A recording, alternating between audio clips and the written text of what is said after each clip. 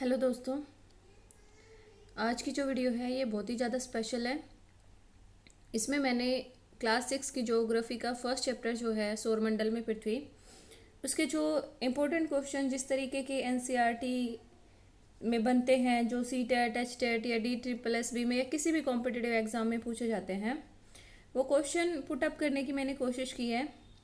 आप आंसर को देखते हुए साथ में अपना स्कोर करने की कोशिश करेंगे और लास्ट में मुझे कमेंट करके बताएंगे आपने कितना स्कोर किया। इसी से आपकी तैयारी पता चलेगी। चलिए वीडियो को शुरू करते हैं। फर्स्ट क्वेश्चन है, निम्न में से कौन से खगोलीय पिंड हैं? खगोलीय पिंड वो चीज़ होती है, आसमान में जितनी भी चीज़ें होती हैं जो हमें चमकती हुई नज़र आती हैं, वो सब हमारे खगोलीय पिंड कहलाते हैं।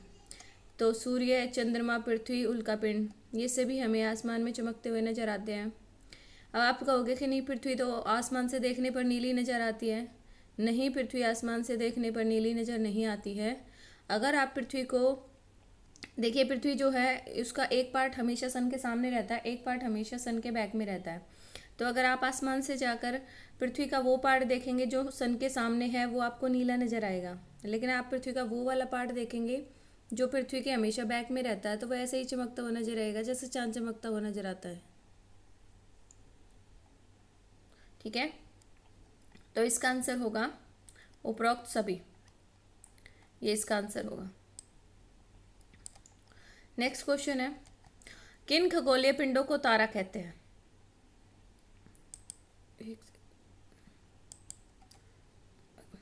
किन खगोलीय पिंडों को तारा कहते हैं जो आकार में बहुत बड़े हों? जब भी कभी आपको ये ऑप्शन मिले तो आप हमेशा उसको कट कर देंगे, क्योंकि कोई वस्तु ग्रह है, उपग्रह है, तारा है, खगोलीय पिंड क्या है, उसका आकार उसको डिसाइड नहीं करता। सेकेंड है, जिसके पास अपनी ऊष्मा और प्रकाश हो। बिल्कुल ठीक है, तारे की डेफिनेशन ही यही है कि तारा वो होता है जिसके पास अपनी ऊष्मा और अपना प्रकाश हो। तारे जो होते हैं वो गैसों के गोले के अतिरिक्त और कुछ भी नहीं होते हैं।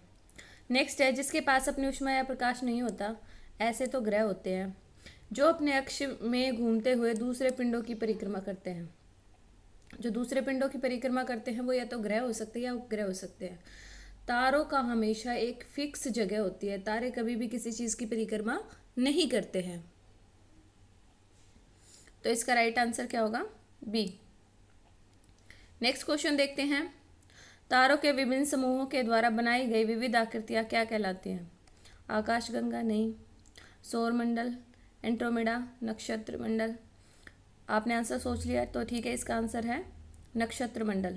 तारों की जो आकृतियां होती, तारे जो हैं आसमान में, जब हम उनको दूरबीन की सहायता से देखते हैं तो ऐसा लगता है वो कोई शेप बना रहे हैं। उस शेप को नक्षत्र मंडल कहते हैं, उसको तारामंडल भी कह देते हैं। आकाशगंगा तो लाखों तारों का एक समूह होता है। जैसे एक नदी, पानी की नदी होती है, ऐसे ही तारों की नदी जैसी प्रतीत होती है, उसको हम आकाशगंगा कहते हैं। सौरमंडल सूर्य का परिवार होता है। नेक्स्ट है, अंतरिक्ष से संबंधित अर्सा मेजर या बिग बियर का संबंध किससे है? अर्सा मेजर या बिग बियर जो है एक प्रकार का नक्षत्र मंडल है और इसी का एक सब पार्ट होता है सप्तऋषि, इसमें 7 तारों का समूह है।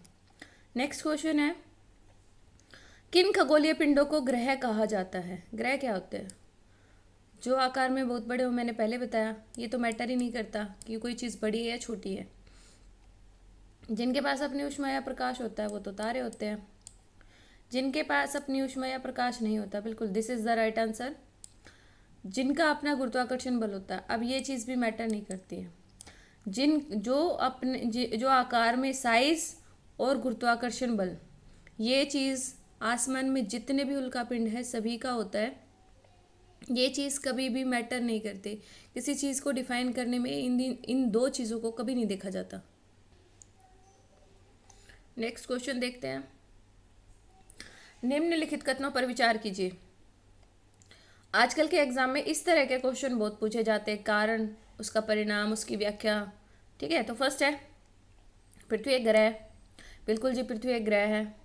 यह अपना संपूर्ण प्रकाश और ऊष्मा सूर्य से प्राप्त करती है। सौरमंडल में सिर्फ एकमात्र स्रोत सूर्य ही है जिसके अंदर से ऊष्मा निकल रही है। बाकी किसी भी सौरमंडल के जितने भी हैं ग्रह, उपग्रह, उल्कापिंड, किसी का अपना प्रकाश नहीं होता, सब सूर्य से प्रकाश लेकर ही चमकते हैं। पृथ्वी सूर्य से दूरी के हिसाब से चौथा। अब अगर आपको सीक्वेंस याद है तो आप बहुत सारे क्वेश्चंस के आंसर जो है दे सकते हैं। तो पृथ्वी क्या है? बुध, शुक्र, पृथ्वी। पृथ्वी कितने नंबर पे है? तीसरे नंबर पे है। और आकार में तीसरा नहीं, आकार में 5वें नंबर पर पृथ्वी सबसे बड़ी है। तो ये वाला क्या है? ये वाला रॉन्ग है। तो इनमें से पूछा है कि कौन सा सत्य है, तो इसका राइट आंसर हो जाएगा सिर्फ 1 हमारा सत्य है। नेक्स्ट है, सूर्य से बढ़ती हुई दूरी के आधार पर आपको ग्रहों का सही क्रम चुनना है। तो सबसे पहले होता है बुध ग्रह, ये 3 में बुध है, फिर शुक्र होता है, यहाँ पे पृथ्वी और मंगल। तो this is the right answer. Next question है, नीचे दिए गए ग्रहों में से कौन से आंतरिक ग्रह हैं? देखिए हमारे टोटल 8 ग्रह हैं। उन 8 में से जो पहले 4 हैं उनको हम आंतरिक ग्रह कहते हैं, और जो बाद वाले 4 हैं उनको हम बाहरी ग्रह कहते हैं। 4 के बीच में शुद्ध ग्रहों की एक पट्टी पाई जाती है। जो पहले 4 ग्रह हैं वो सॉलिड अवस्था में हैं, और जो बाद के 4 ग्रह हैं वो या तो लिक्विड फॉर्म में है या गैसियस फॉर्म में है। ठीक है, तो जो पहले 4 हैं उनको हम आंतरिक ग्रह कहते हैं। तो पहले 4 में आता है बुध, शुक्र, पृथ्वी, मंगल। तो हमारा आंसर क्या होगा? बुध, शुक्र, पृथ्वी, मंगल। 1 2 3 बृहस्पति बाहरी ग्रह है, तो 1 2 3 is the right answer. Next question देखते हैं, नीचे दिए गए ग्रहों में से कौन से ग्रह बाह्य ग्रह हैं? अब बाह्य ग्रह कौन से हैं? लास्ट के 4, बृहस्पति, शनि, यूरेनस और नेपच्यून। तो ये चारों ही क्या है? बाह्य ग्रह हैं। तो हम लिखेंगे इसका आंसर हो जाएगा उपरोक्त सभी is the right answer. Next question है, आपको कारण, कथन और कारण दिया है। कथन है, बुध का सूर्य के चारों ओर परिक्रमण काल और सौरमंडल के सभी ग्रहों में सबसे कम है। कारण दिया है, बुध सूर्य के सबसे नजदीक है। बिल्कुल जी, सबसे पहला जो ग्रह है वो बुध ग्रह है। तो इसका कारण यही है, मतलब जो बुध है उसको सबसे कम समय लगता है सूर्य के चारों ओर चक्कर लगाने में। इसका कारण यही है कि बुध सबसे नज़दीक है। जो ग्रह सबसे दूर होगा, जैसे मान लो नेपच्यून ग्रह जो सबसे दूर है, तो सबसे ज़्यादा टाइम भी नेपच्यून को लगता है। तो इसका कथन भी ठीक है और इसके कारण की व्याख्या भी ठीक है। तो ये इसका राइट आंसर हो जाएगा कि कारण और सही है और उसकी व्याख्या भी सही है। नेक्स्ट क्वेश्चन है, क्षुद्र ग्रह पट्टी किन 2 ग्रहों के बीच में पाई जाती है? तो पहले 4 के बीच में पाई जाती है। तो चौथे नंबर पे क्या है? बुध, शुक्र, पृथ्वी, मंगल। मंगल और बृहस्पति ग्रहों के बीच में पाई जाती है। नेक्स्ट क्वेश्चन है, हमारे सौरमंडल में सूर्य से सबसे दूर कौन सा ग्रह है? तो सबसे दूर कौन सा है? नेपच्यून। नेपच्यून सबसे दूर है और बुध ग्रह सबसे पास है। नेक्स्ट है, कथन दिया फिर से। कथन है, पृथ्वी के आकार को भूआब कहा जाता है। बिल्कुल ठीक है, कारण पृथ्वी ध्रुवों के पास से थोड़ी सी चपटी है। पृथ्वी का जो आकार है वो अंडे के जैसा है, और वो ध्रुवों से थोड़ी सी नीचे दबी हुई है, जिसको कि चपटा बोलते हैं, और उसका नाम दिया गया भूआब। भूआब का अर्थ भी कई बार पूछा जाता है। तो भूआब का अर्थ है पृथ्वी के समान आकार वाला। तो ये कथन भी ठीक है और इसका कारण, इसकी सही व्याख्या भी करता है। This is the right answer. Next question देखते हैं, आपसे पूछा है कि कौन सा कथन इनमें से सत्य है? अंतरिक्ष से देखने पर पृथ्वी हरे रंग की दिखाई देती है। बिल्कुल गलत है, मैंने अभी आपको बताया। आप अंतरिक्ष से पृथ्वी का वो वाला पार्ट देखेंगे जो सूर्य के सामने है तो वो नीला नजर आएगा, और वो वाला पार्ट देखेंगे जो अंधेरे में है तो वो चमकीला नजर आएगा। बिल्कुल ऐसे ही जैसे चांद चमकता हुआ नजर आता है। पृथ्वी के का हरा रंग उसके वनों के कारण होता है। ये जब यही आंसर गलत है तो ये भी गलत है। पृथ्वी का रंग हरा दिखाई देता ही नहीं है। ठीक है, तो ना तो एक और ना तो 2, ये इसका राइट आंसर है। नेक्स्ट क्वेश्चन देखते हैं, सौरमंडल का निर्माण किससे मिलकर होता है? सौरमंडल में ग्रह भी होते हैं, उपग्रह भी होते हैं, सूर्य क्योंकि वो तो सेंटर में है, और उल्कापिंड। तो ये चारों ही, तो इसका राइट आंसर क्या होगा? उपरोक्त सभी is the right answer. Next question देखते हैं, कथन पूछा कौन सा सत्य है? पहला, सूर्य का खिंचाव बल सौरमंडल को बांधे रखता है। हर एक अंतरिक्ष में जो भी खगोलीय पिंड है सबका एक खिंचाव बल होता है। वो एक दूसरे को अपनी तरफ बांधे रखता है। तो फिर सूर्य का, क्योंकि सूर्य सबसे बड़ा है सौरमंडल में, तो सूर्य का खिंचाव बल सबसे ज़्यादा है। जो ग्रह उपग्रह या कोई भी चीज़ है आसमान में, वो जितनी ज़्यादा बड़ी होगी उसका खिंचाव बल भी उतना ही ज़्यादा होगा। तो सूर्य का खिंचाव बल ही है जो सौरमंडल को के जो जितना भी सौर परिवार है उसको अपने चारों ओर बांधे रखता है। सूर्य सौरमंडल के लिए प्रकाश और ऊष्मा का एकमात्र स्रोत है। बिल्कुल उसके अलावा कोई ऐसी चीज़ है नहीं सौरमंडल में जिसके पास अपना प्रकाश हो। तो ये दोनों ही कथन सत्य हैं। तो 1 और 2, this is the right answer. 1 और 2 दोनों ठीक है। नेक्स्ट क्वेश्चन देखते हैं। सौरमंडल के ग्रह जो सूर्य का चक्कर लगाते हैं उनके रास्ते किस आकार में फैले हुए हैं? वृत्ताकार, दीर्घवृत्ताकार, लघुवृत्ताकार, निश्चित नहीं है। जो ग्रह होते हैं उसकी डेफिनेशन यही होती है कि इसका ऊष्मा और प्रकाश नहीं होता, ये सूर्य के चारों ओर चक्कर लगाते हैं अपनी एक निश्चित कक्षा में। हमेशा उनके रास्ते फिक्स होते हैं। जो प्लूटो ग्रह था उसको सौरमंडल से निकालने का कारण यही था। पहला तो ये कि वो बोना ग्रह था, बाकी ग्रहों से बहुत ज़्यादा ही छोटा था। दूसरा, कभी कभी वो अपना रास्ता चेंज कर लेता था, इसीलिए उसको ग्रहों की कैटेगरी से निकाला गया था। तो ग्रह का हमेशा एक फिक्स रास्ता होता है, वो उसको कभी चेंज नहीं करता, और उस रास्ते को हम दीर्घवृत्ताकार कहते हैं। ऐसे ऐसी शेप होती है सूर्य के चारों ओर जो ग्रह चक्कर लगाते हैं। नेक्स्ट क्वेश्चन है, किस ग्रह की आकृति और आकार लगभग पृथ्वी के समान है? कौन सा ग्रह इनमें से ऐसा है जो पृथ्वी के जैसा दिखता है? तो वो है शुक्र ग्रह। शुक्र ग्रह का आकार, साइज सब लगभग पृथ्वी के जैसा है, इसलिए शुक्र ग्रह को पृथ्वी की जुड़वा बहन भी कहा जाता है। नेक्स्ट क्वेश्चन है, पृथ्वी के सबसे निकटतम, सेम आंसर, शुक्र ग्रह। ये पृथ्वी के सबसे ज़्यादा नज़दीक भी है, सबसे शेप साइज में भी पृथ्वी के जैसा है, और इसको पृथ्वी की जुड़वा बहन कहते हैं। और एक बात और, शुक्र ग्रह जो है, अगर इसका आपसे ये पूछा जाए कि शुक्र ग्रह का रंग कैसा दिखाई देता, तो शुक्र ग्रह को चमकीला ग्रह कहते हैं।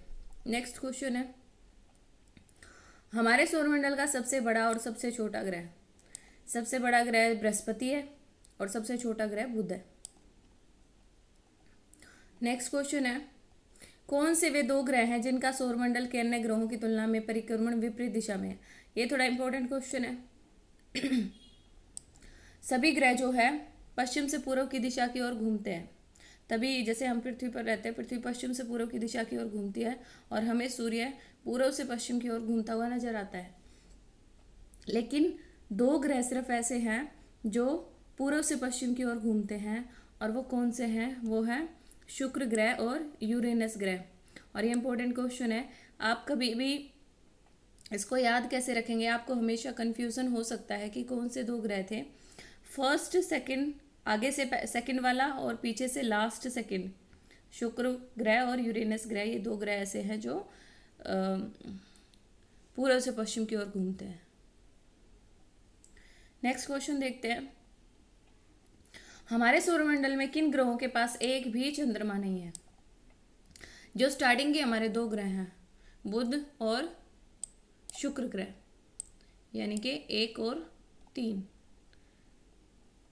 इनका अपना कोई चंद्रमा नहीं है। यहाँ पे चंद्रमा जो है, एक बात और ध्यान रखेंगे, चंद्रमा से मतलब ये होता है कि उसका कौन सा उपग्रह नहीं है, उसका कोई उपग्रह है या नहीं है, या चंद्रमा से मतलब चांद से नहीं है। जो बच्चे एनसीईआरटी को ढंग से नहीं पढ़ते हैं उनको लगता है कि चंद्रमा तो सिर्फ पृथ्वी के पास ही है, वो इस बात से कंफ्यूज हो सकते हैं। उपग्रह को चंद्रमा कहा जाता है।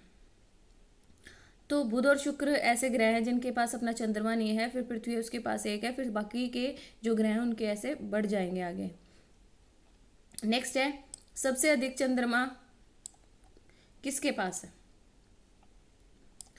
तो सबसे अधिक जो चंद्रमा है वो बृहस्पति ग्रह के पास है। ये क्वेश्चन बहुत ही कम पूछा जाता है वैसे, क्योंकि ये क्वेश्चन कंफ्यूजिंग है।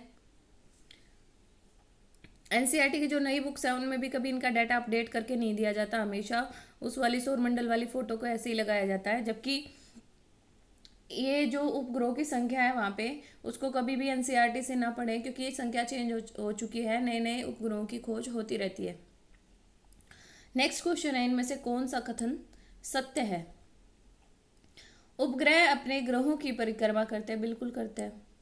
जो ग्रहों की परिक्रमा करते हैं उनको उपग्रह कहते हैं, और जो सूर्य की परिक्रमा करते हैं उनको ग्रह कहते हैं। साथ ही सूर्य की भी परिक्रमा करते हैं। अगर ये सेंटेंस आपको सिर्फ ऐसे दे दिया जाए कि उपग्रह वो होते हैं जो सूर्य के चारों ओर चक्कर लगाते हैं, तो 90% बच्चे इस क्वेश्चन को गलत कर देंगे, क्योंकि आप सोचोगे कि उपग्रह तो वो होते हैं जो ग्रहों के चारों ओर चक्कर लगाते हैं। जब ग्रह सूर्य के चारों ओर चक्कर लगा रहे हैं तो उपग्रह साथ साथ अपने ग्रहों के साथ साथ वो भी तो घूमेंगे ना। तो उपग्रह भी सूर्य के चारों ओर चक्कर लगाते हैं, ये आप ध्यान रखेंगे। उपग्रह ग्रहों के चारों ओर भी चक्कर लगाते हैं और सूर्य के चारों ओर भी चक्कर लगाते हैं, और उपग्रह अपने अक्ष पर भी घूमते हैं और सूर्य के चारों ओर भी चक्कर लगाते हैं। नेक्स्ट है, पृथ्वी के उपग्रह चंद्रमा का व्यास पृथ्वी के व्यास से आधा है। ये गलत है भाई। हमारे पृथ्वी जो है वो सूर्य से चंद्रमा से 4 गुना बड़ी है। चंद्रमा पृथ्वी का 1/4 है। तो पहला तो ठीक है, दूसरा गलत है, तो ये इसका राइट आंसर हो जाएगा। नेक्स्ट है, प्राचीन भारत के प्रसिद्ध खगोल शास्त्री। खगोल शास्त्री वो होता है जो अंतरिक्ष की जो खगोलीय पिंड जो है उनका अध्ययन करता है, उसको खगोल शास्त्री कहते हैं। तो आर्यभट्ट हमारे देश के बहुत ही फेमस, या मैं कहूँ दुनिया के सबसे फेमस खगोल शास्त्री रहे हैं। इन्होंने सूर्य ग्रहण और चंद्र ग्रहण का सिद्धांत दिया था, और इससे पहले लोग ये सोचते थे कि सूर्य पृथ्वी के चारों ओर चक्कर लगाता है। इन्होंने ये बताया था कि सूर्य एक जगह पर फिक्स है, पृथ्वी सूर्य के चारों ओर चक्कर लगाती है। नेक्स्ट है, कथन पर कारण पे विचार करना है। कथन है, पृथ्वी से हमें चंद्रमा का केवल एक ही भाग दिखाई देता है। बिल्कुल जी, आज तक हमने चंद्रमा का एक ही भाग देखा है। अगर हमें चंद्रमा का दूसरा भाग देखना है तो हमें पृथ्वी के अपोजिट में जो कंट्री पड़ती है वहां जाना पड़ेगा। हालांकि वहां से भी वो वैसा ही दिखाई देगा, लेकिन अगर आप सोचे तो आपने हमेशा चंद्रमा का सिर्फ एक ही भाग देखा है। कारण चंद्रमा के द्वारा पृथ्वी का एक चक्कर पूरा लगाने में जो समय लगता है वो पृथ्वी अपने अक्ष पर जो चक्कर लगाती है उससे अधिक है। ये तो गलत है भाई।